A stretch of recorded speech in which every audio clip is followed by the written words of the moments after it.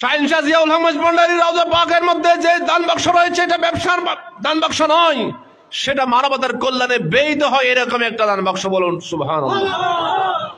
Cancer হাসপাতালে 1,20,00,000 টাকা একটা মেডিকেলের জন্য দিয়ে দেওয়া, এটা চারটে গানের কথা নয়।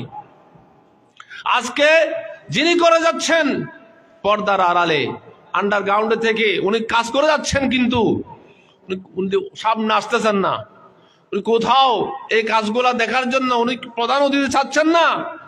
যারা আল্লাহর ওলি, তারা মানুষের কল্যাণের জন্য কাজ করেন। শাহিন শাহ জিয়াউল হক মজভান্ডারী কেবলা গাবা বলে গিয়েছেন, আমার হাসান মিয়া আল্লাহর মস্ত বড় ওলি, মানুষের কল্যাণের জন্য এসেছেন। বলুন সুবহানাল্লাহ। আজকে আমরা শুধু মজভান্ডার গৌসে হক মঞ্জিলের জন্য নয়, পুরো মজভান্ডার শরীফের জন্য নয়, যারা মাজারপন্থী, পীরপন্থী, যারা সুন্নি, গোটা সুন্নি জাহানের জন্য, গোটা সুন্নি সমাজের জন্য হাসান মাওলানা মজভান্ডারীকে আপনারা উপস্থাপন করতে পারবেন অহংকারের সাথে। বলেন সুবহানাল্লাহ। আজকে দান বাক্স মাজারে না বসে মেডিকেলে বসার কথা আসছে।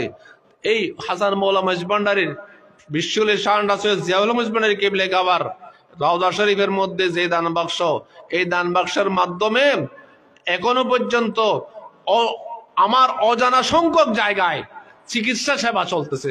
সুবহানাল্লাহ। শুধু মজভান্ডারী নয়, সব শ্রেণীর মানুষকে যারা চিকিৎসা প্রার্থী, তাদেরকে ওই দান বাক্সর টাকা দিয়ে, যারা মেয়ের বিবাহ হচ্ছে না, মেয়ের বিবাহ হচ্ছে, যারা চিকিৎসা পাচ্ছে না, বঞ্চিত মানুষ, তাদেরকে চিকিৎসা দেওয়া হচ্ছে। যারা আজকে ক্ষুধার্ত মানুষ, খেতে পারছে না, তাদেরকে ব্যবস্থা করে দেওয়া হচ্ছে। যারা সুবিধা বঞ্চিত মানুষ, তাদেরকে সুবিধাজনক জায়গায় পৌঁছে দেওয়া যাচ্ছে। এটা হচ্ছে ওই মাজারের দান বাক্সের টাকায়।